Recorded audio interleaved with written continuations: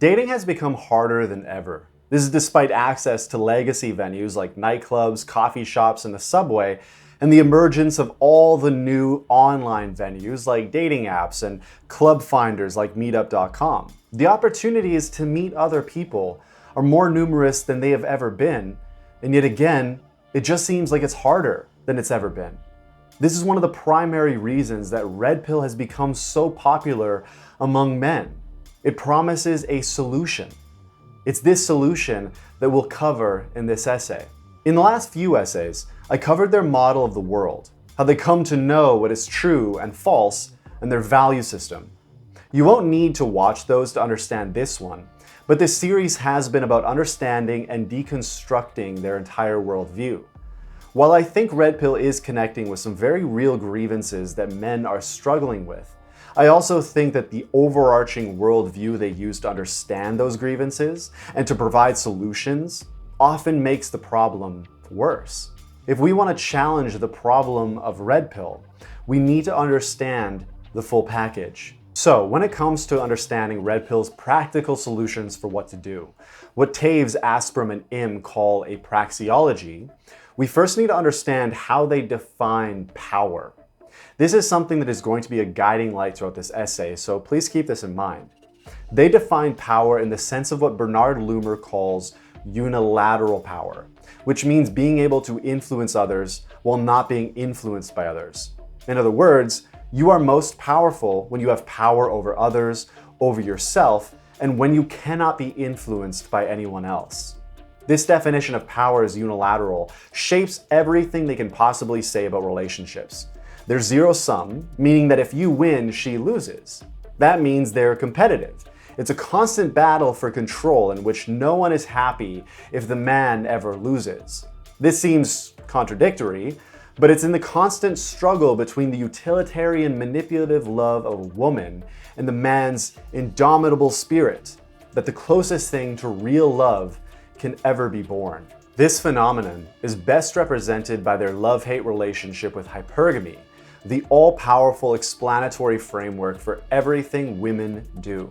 Before I get into that though, my name is Will, and I'm a theory artist and myth-writer. And on this channel, we craft new ways to think about masculinity through psychological development and Jungian psychology. Part 1. The vicious opportunism of female hypergamy. One of the guiding themes I've tried to make clear throughout this essay is that Red Pill's issue is that their worldview is far too closed. They treat open questions in sociological and psychological research as decided answers. Well, in some cases, what they say is blatantly incorrect. The biggest thing I want you to take away from everything I say is that all of these questions are open. If it sounds like I'm giving a harsh conclusion, then I've merely not expressed myself with the openness I intend. For Red Pill, though, they've closed around this question of hypergamy, or that women are biologically predisposed to desire men who are higher status than themselves. First and foremost, it seems that hypergamous choice is a real thing, whether it is biological or not. 50 years ago, women chose men who made more money than them and who were more educated than them. However, that has now changed since women are now more educated on average than men, in which case they choose hypogamously, dating down in education. Some people were actually afraid that this forced female hypogamy would damage the dating and marriage market, but that's not necessarily what's happened at all. So, while educational hypergamy is no longer a thing, income hypergamy is. But this is because men are still more likely to earn more money on average. As such, we would expect to find across the entire population that women are choosing men who earn more money. That's simply what they are most likely to have access to in any random selection of men. This is especially true since we live in a society in which having more money is a benefit, and so we are more likely to seek it out. In other words, this is more to do with the value of money in a specific social and economic system in which women are more likely to make less than men, which makes them more likely to need his money to ensure their own safety and life satisfaction, and that of their children. So, make a resource more valuable and scarcer for a specific portion of the population, and then wonder why they want a partner who can better provide that resource. Interestingly, if we look at how men choose their partners, women are now not only more educated, but they have always been of a similar class. This is important because Red Pill assumes that women only date up in status, whereas men will date anyone regardless of status. Based on the data, this just isn't true. Men won't date up by income because they're just more likely to earn more. They will date up in education because women are more likely to be more educated. Again, interestingly, men will not typically date down in terms of class because they desire women who have similar values that will raise their children to have similar values. Thus, they choose women from the same class.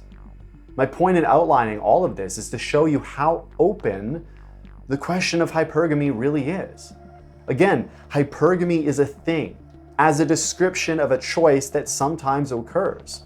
But the idea that it's a biological destiny that women are condemned to follow just doesn't align with the evidence. In fact, what evidence we do have suggests that a primary reason that women have historically been hypergamous is because they weren't allowed to earn more money or to become more educated. As their freedom to choose the course of their own lives has increased, the inequalities have shrunk or reversed, and hypergamy has followed suit. Once again, we see an open question treated as a decided answer by Red Pill. Alex of Datesite criticizes Tomasi, the godfather of Red Pill, for exactly this issue. Quote, "If a woman chose an attractive mate, she was hypergamous, even if the man's status was lower than her own. If she chose an unattractive mate, then once again she was hypergamous if his income was higher. If a man chose a woman of lower status, however, he was not hypogamous.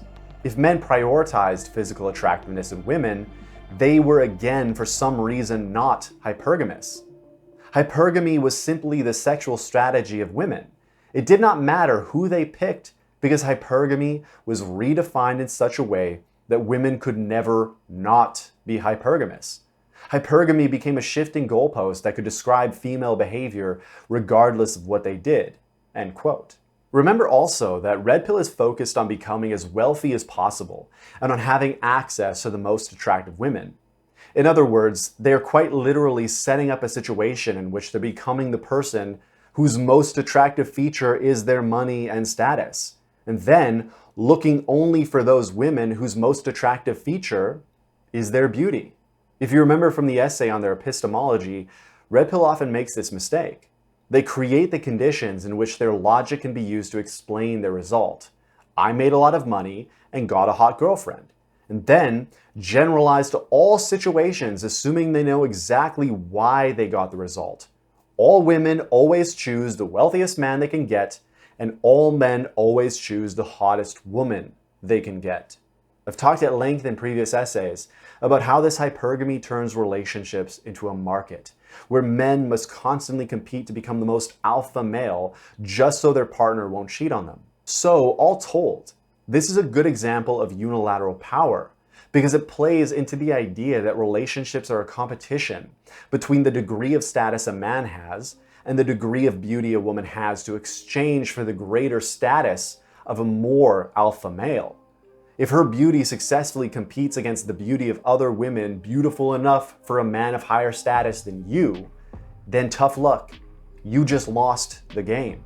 As such, the practical solutions or praxis of Red Pill demand dominance. And yet, hypergamy itself is based on this idea of the beauty status exchange, which states that women trade their youth and beauty for men's status and income. Fortunately, in analyzing the data from 37 countries, the very same data used by other researchers to help confirm hypergamy, Drs. Eagley and Wood found that women who married up were more likely to have been excluded from the economy. Again, women seem to primarily exchange their beauty for status when society places them lower than men, where all they have to exchange is their beauty. So, if women are not necessarily as hypergamous as Red Pill says when it comes to choosing an attractive partner, what can we say about them? Part 2, Agentic Males, Communal Females. One of the most abiding stereotypes between males and females has been the idea of the agentic male and the communal female. Women as communal are seen as warm, caring, trustworthy, and considerate, whereas men as agentic are seen as self-confident, assertive, intelligent, and competent. Red Pill uses these stereotypes in a framework supported by the work of David Data, particularly his book Way of the Superior Man. The point is that successful relationships depend on a polarity between masculine agency and feminine communion. In other words, men and women must complement each other as opposites in order to be happy together. The research says that both sexes desire agentic qualities, though women tend to place more importance on agentic qualities than men. Firstly, the data on that female preference for agency is the same that was reanalyzed by Eagley and Wood from before, so maybe not entirely accurate, I just don't know. Secondly, Balkin, a primary original theorist in the study of agency and communion, even talked about the attractiveness of female agency and masculinity. Think of the femme fatale. Finally, women also prefer pro-sociality in both short and long-term relationships. The point in mentioning all of that is that we can already start to question how valid polarity is as an immutable biological reality that women are condemned to, but especially polarity as construed by Red Pill. Of course, polarity or complementarity is a very, very deep topic that I do want to address in the future outside the context of Red Pill. Again, the point in most of what I'm saying here is to show you that these are open questions, not decided answers. However, for the sake of this series, I want to argue within the bounds of polarity. So if you think it's a bogus idea, that very well may be the case. This isn't meant to be an argument that polarity is true or false, but instead about how even if it were true, it doesn't necessarily lead to males being the dominant in the relationship. Basically, I just want to use Red Pill's own logic to open them, because Red Pill praxeology is rooted in prioritizing male agency unilaterally over female communion. Men must become more agentic and require greater communion from women. Being an assertive, competent leader is what it means to be a man, whereas being pro-social, warm, and focused on relationships is what it means to be a woman. The issue is that they've conflated agency with dominance and communion with compliance. Red Pill has taken these facets of masculinity and femininity and used them to justify a solution for dating that teaches men to dominate a woman into submitting. To explain why that conflation happens, remember that in Red Pill discourses, women are often objectified for the value they provide through their beauty and compliance. They are also seen as the outgroup because of the utilitarian hypergamous tendencies that pit the interests of the woman against the interests of the man. An example of this outgroup objectification is seen in their idea of female solipsism. This is the idea that women are incapable of thinking outside their own selfish desires, and this is why they leave a loving relationship once they get hit on by a more alpha male. Firstly, female solipsism is a concept that Red Pill claims is validated by EvoPsych, but there is no evidence in EvoPsych. They just completely made it up. Secondly, there is evidence that objectified outgroups are denied agency and competence, especially with appearance-based objectification. And outgroups in general are seen as having less inner experience and sophisticated emotions. In short, they're seen as Red Pill's definition of solipsistic. So point being, it isn't that women are solipsistic, it's that Red Pill views women as a sexually objectified outgroup. On top of that, the more we objectify women, the more we see them through what Erich Fromm calls the having mode. Red Pill teaches men to view women as a thing to have, a beautiful object to be exchanged for the status and money they've accrued. The more you view women as objects in a beauty status exchange, the more you see them as solipsistic non-agents. Remember though, we're talking about Red Pill's praxeology here. We're talking about what actions Red Pill tells men will get them the results they want with women. If men are taught to see themselves as agentic and are taught that good women are communal, and that through sexual polarity, this opposition will create the most attraction. They are being given a worldview that accelerates the view of women as purely communal, non-agentic sexual objects. To outline this further, we can then look at how different groups stereotype each other. In a study by AETHER et al., they had the French and Belgians rate each other on measures of competence versus warmth. The stereotype is that the French are considered more competent, whereas Belgians are considered warmer. Both groups rated French people as more competent and Belgians as warmer. This is already very fascinating because you'd expect Belgians to rate themselves as more competent in retaliation to the stereotype. But that's not what they do. What these groups will do is amplify the stereotypes through what is called compensation. French people will say, yes, we are more competent than Belgians, but Belgians are so warm. Belgians will say, yes, the French are more competent, but they're so cold. So I hope you see where I'm going with this. Red Pill says that men are very competent and women aren't. However, men can be so robotic, cold, and overly rational, while women are so warm and so focused on taking care of people. Red Pill will also say that women are utilitarian and hypergamous, but when they are in the presence of an alpha male who controls the relationship, that's when they behave as they should as good women. This creates pressure on men to conform themselves to the ideal of an alpha male so that their woman will behave as they should. Anytime a woman demonstrates agency, this is perceived as being either a failure in his ability to demonstrate dominance or as a sign that she's been brainwashed by feminism to act masculine. This is even further evidenced in the research on the distinction between high and low conflict between competing groups. When there is low conflict, we see this compensatory effect where women may be seen as very warm despite their lack of competence.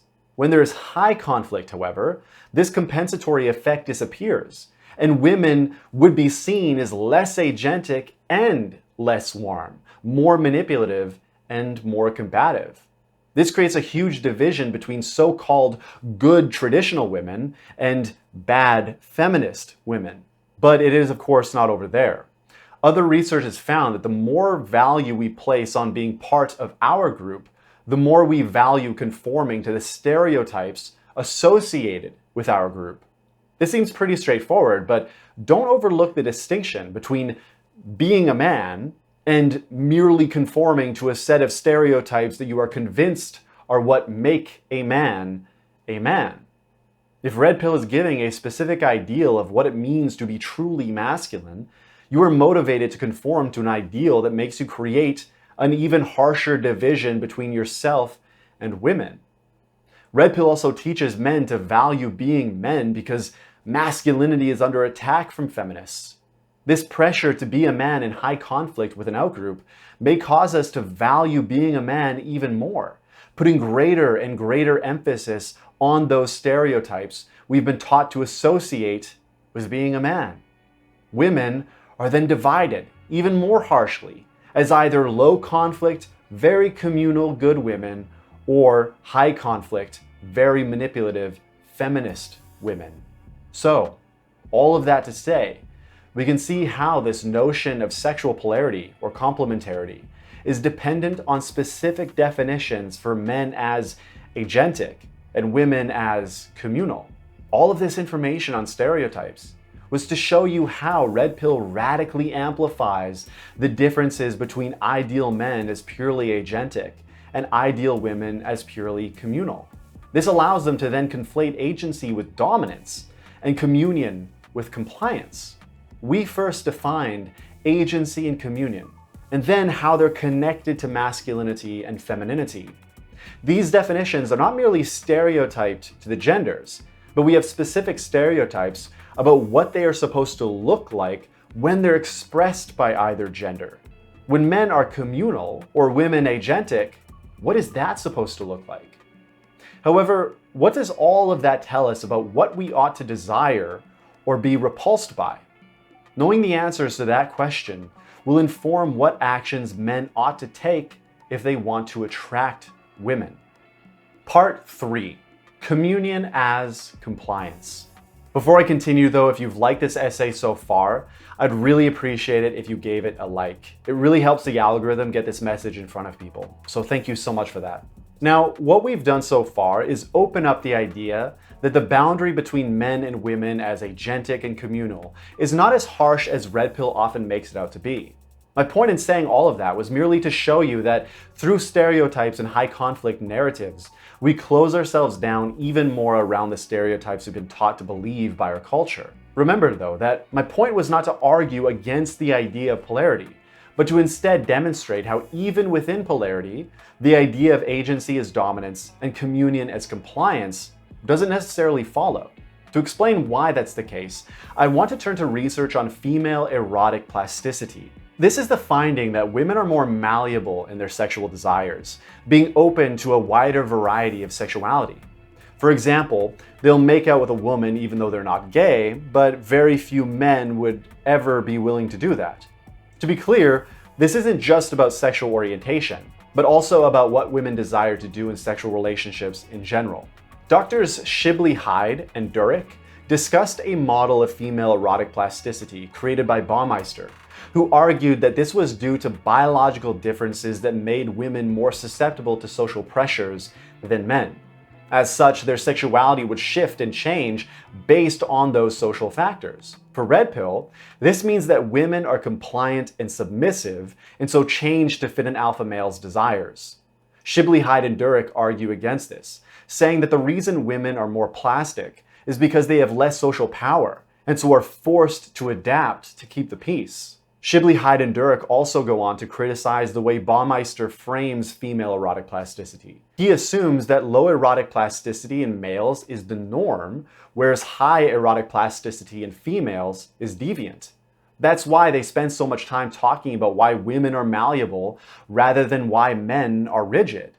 Why isn't it the case that men's sexual rigidity requires an explanation? Think about the consequences of that. Why doesn't Baumeister ask if men's rigidity is the product of cultural expectations that limit their sexual expression? Why isn't it the case that women kissing women is the norm and men not kissing men is abnormal and the result of homophobic social pressures? Do you see how there's an implicit cultural assumption that women are submissive, compliant, and at the will of social pressure? This then leads us to try to explain the difference as women simply being more susceptible to social pressure, which makes them deviate from the norm of rigidity. Men, on the other hand, are simply the normal way that all humans ought to be, and thus could not possibly be at the will of cultural pressures that make them deviate from the norm of plasticity toward the abnormal rigidity.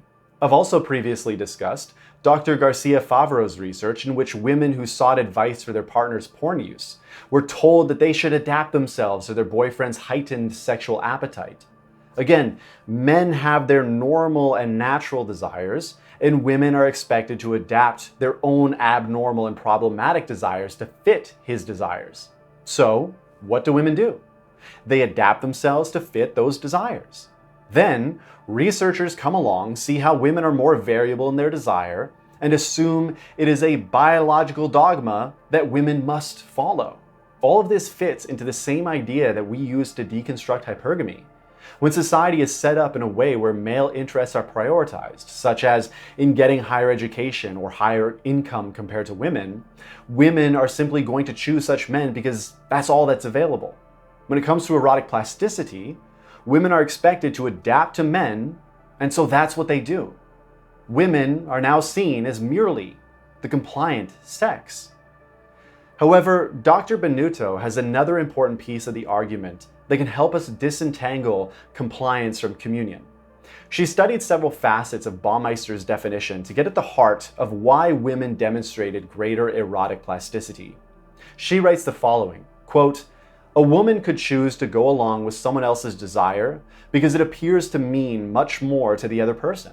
This could be interpreted as a lack of sexual agency, or an ability to act on behalf of one's own wishes, needs, and interests. Research has indicated that women are not active negotiators of their sexual agency, especially when they perceive that their partner's sexual needs are more important or more pressing than their own. However, this reported lack of sexual agency may at times be a willful choice on the part of the women. Her agency may consist of deciding to pleasure a loved one who appears to want something that she can provide at a relatively low cost to herself. Barring instances of coercion and submissive consent to unwanted sex, it may be a mistake to consider all instances of women having sex when they desire it less than their partners as a lack of agency." End quote. Again, notice the assumption that if a woman does something her partner wants, but that she could go without, she could have only done it because she lacks sexual agency. This is a beautiful combination of the assumption of female submissiveness and a unilateral definition of power. Remember that unilateral power means you are only powerful if others can't influence you. If you decide to set aside your own desires and do something purely for someone else's benefit, that can only be interpreted as weakness from the frame of unilateral power. Why couldn't it simply be that she wanted to do something nice for her partner by her own volition? Why does it have to be interpreted as only being a sign of a lack of any real agency on the part of a woman? Dr. Benuto adds the following, quote, "On the one hand, Baumeister suggests that women are more influenced by sociocultural factors than men. Yet, he notes that women are more fluid than men in sexual orientation. There are no conventional forces in our society that encourage women to choose same-sex partners for long periods of time. Furthermore, engaging in sexual relationships with other women in the absence of sociocultural influences seems very authentic to self. And yet, Baumeister describes erotic plasticity in a manner that mirrors the definition of inauthentic self in relationship." End quote. In other words, Baumeister expected to find compliance, and so that's what he found, despite the fact that he uses long-term romantic relationships that it can exist between otherwise heterosexual women as evidence for women's susceptibility to social pressures. What social pressures motivate women to get into long-term same-sex relationships? Lesbians are primarily accepted short-term and as a vehicle for male pleasure. The very example he uses makes little sense for his own side and makes perfect sense when interpreted as sexual agency in women. Dr. Benuto writes further, quote, "Research has suggested that women tend to place a greater emphasis on the relational context of sexuality than do men. Diamond argues that given society's systematic suppression of female expression of sexual desire in favor of relational bonding, and the substantially higher female levels of oxytocin, a hormone related to bonding behavior, it is not surprising that women are more likely than men to develop relationships that lead to sexual desire rather than vice versa." End quote. Remember again that my argument has not been that women have just as high a sex drive as men, or that women are not relationally motivated when it comes to sex, or that complementarity, polarity, is false. Each of these things could be challenged. However, my point is just to say that even if women are more communion-oriented and polarity does exist, that does not mean that women are meant to be submissive to dominant men. A final quote from Dr. Benuto, quote, "Women may indeed have a lower sex drive than men, but plasticity seems better explained by what women have more of rather than less of, and that is a motivation to develop and maintain relationships. Women may be more erotically plastic, not because of a low sex drive or as an adaptive reaction to male power, but rather because they place such a large premium on relationships. This premium may create a willingness to change and or be persuaded in the service of something they value more than sex, relationships. That does not mean that there is necessarily a low sex drive, but rather a higher relationship drive." End quote. In other words, women are not erotically plastic because they want to comply to an alpha male's desires, but because they actively, by their own agency and values, choose to do something they know their partners will appreciate. That willingness to give and to care about someone else's desire is not submission or weakness, but is its own form of agency and power. It is agency to express oneself through the deepening of connection and communion. It is power, as defined by relational power, which is the idea that one becomes more powerful with others.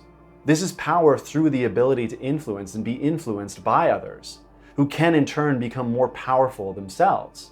The point is that women are not more susceptible to social pressure necessarily. They are more motivated to create connection. This distinction seems contradictory. I'm saying that there is a definition of relational power where you are more powerful if you influence and are influenced, but women are not necessarily more susceptible to social pressure. They are simply more motivated to create connection. They have sexual agency, but they seek sex through communion. My point is that you should actually be a bit confused. Remember, my goals were to show you that these were open questions, not decided answers, and that there had been a conflation between masculinity and femininity, agency and communion, and dominance and submission. If you do find this confusing and contradictory, that is evidence that we don't have precise enough language to make sense of the complexity of these questions, and that's why it's so easy to assume they're closed. So, let's try to unpack this. To understand Red Pill's praxeology, you must understand that they define what it means to be a man as hyperagency and what it means to be a woman as hypercommunion. This leads to a conflation of agency with dominance and communion with compliance. As such, as men who want to attract women, you must become dominant enough for a woman to want to submit to you. If she does, she's a good woman, in which case the stereotypes are not only confirmed, but are made stronger through compensation. You are a competent, rational male, and she is incompetent, but also warm. If she doesn't comply, of course, then the stereotypes are made far harsher through high conflict. Now you are extremely confident, rational, and really understand reality, while she is an incompetent, brainwashed feminist trying to manipulate you based on the diluted feminine imperative. It's poetic how research on stereotypes could predict the emergence of Red Pill's narrative so well. We can disentangle this by first acknowledging that women have agency, including sexual agency, and men have communion, including sexual communion. It's just that either may value these differently than the other because of how they're biased toward agency or communion. Men are biased toward agency, but they are also communal. Women are biased toward communion, but they are also agentic. Men have sex to want to create connection, and women create connection to want to have sex. From this standpoint, we can see how a woman's active and conscious decision to pursue communion is not equivalent to a passive desire to submit.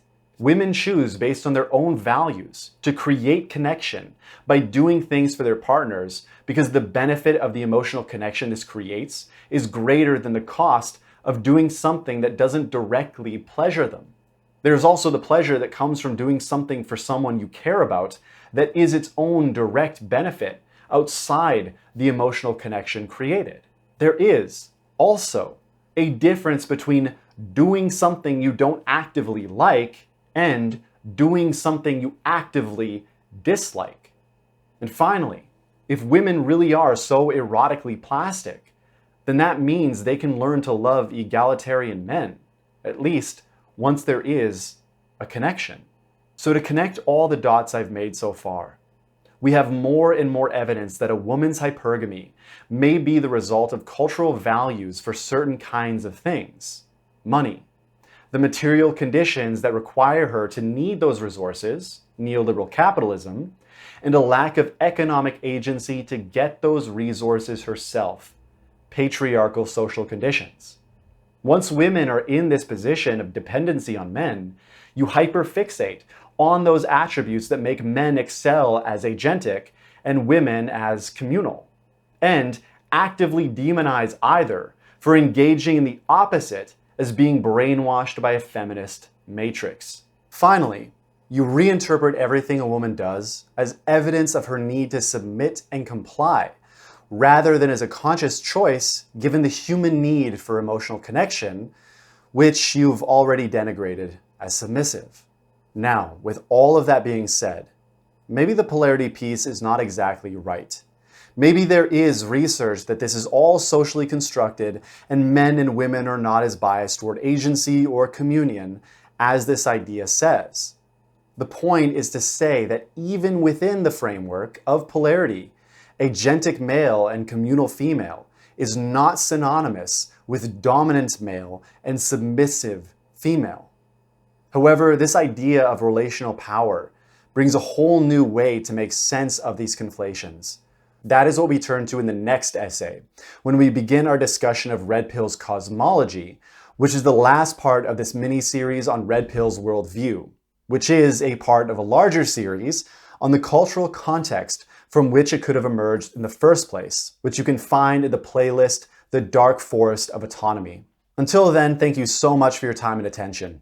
Please hit the like button and subscribe for more conversations on masculinity, psychological development, and the cultivation of personal mythology. Thanks again, and all the best to you on whatever journey you find yourself on.